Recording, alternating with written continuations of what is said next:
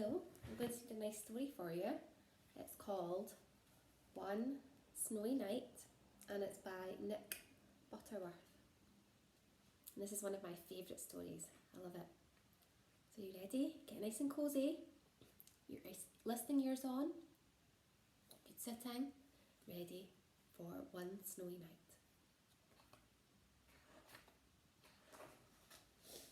It's cold in the park in winter, but Percy the park keeper doesn't mind. He puts on his warm coat and his big scarf and wears 2 pairs of woolly socks inside his boots. Percy likes to be out in the fresh air. And look, here's a little robin.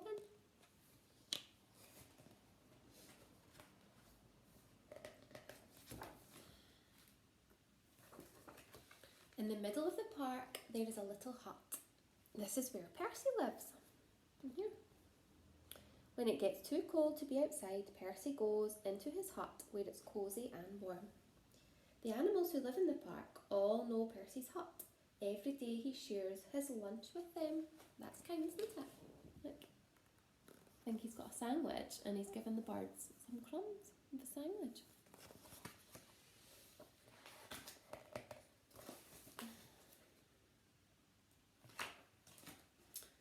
One winter's night, it was so cold it began to snow.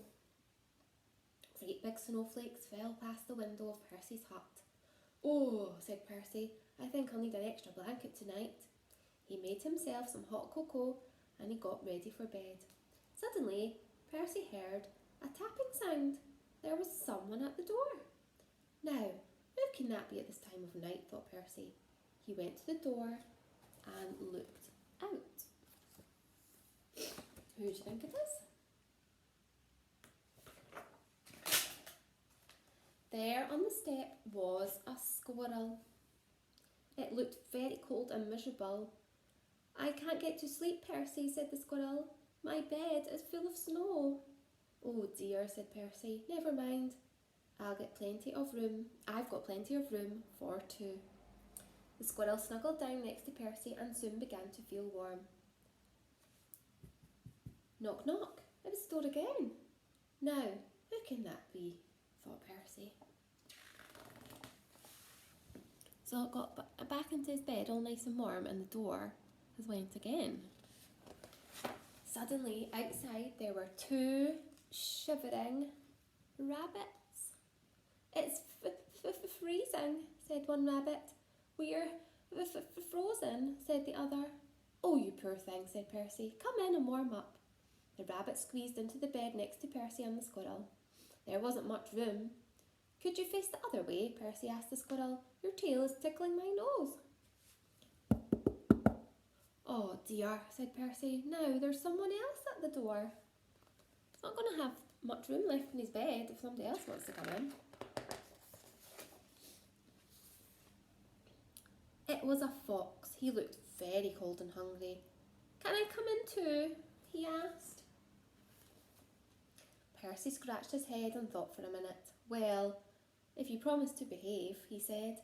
"I promise," said the fox, and he squeezed into the bed next to all the other animals. Bump! Oops! The squirrel fell out. "Who did that?" asked the squirrel crossly. Fell onto the floor. Too many of them in the bed now, isn't there?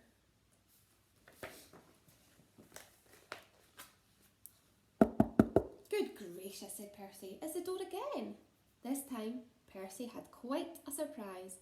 There on the step were a badger, 2 ducks, a hedgehog, and a whole family of mice. They all wanted to bed for the night.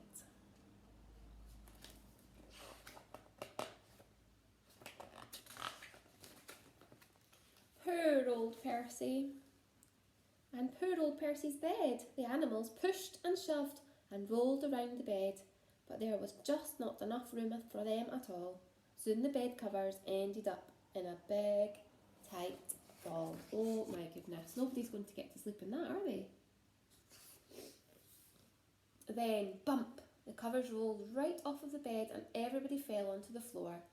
"Oh dear," said Percy, "this won't do at all. My bed is just too small." Suddenly, one of the mice pricked up his ears. "What's that noise?" he squeaked. Everyone listened hard. Now they could all hear it. There was a scratching, scraping sound. It seemed to be coming from underneath them. There was something moving under the floor.